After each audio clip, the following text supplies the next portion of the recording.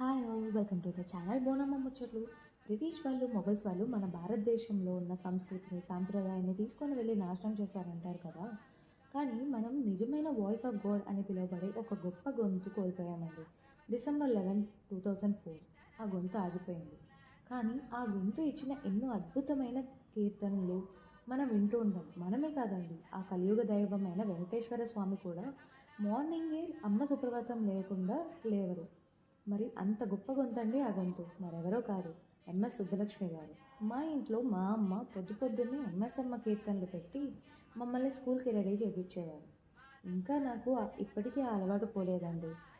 ఎంతో నిస్వార్థంగా మనకు సంస్కృతిని, సాంప్రదాయాల్ని చిన్న చిన్న గ్రామాల్లో కూడా, ఎలాంటి వసతులు లేని విలేజెస్లో కూడా ఆ భగవంతుని కీర్తనని ఎంతో సులువైన భాషలో మనకి ఇచ్చారు ఎంఎస్ అమ్మ. అమ్మ ఎక్కడికి పోలేదు. స్వామి కీర్తనలో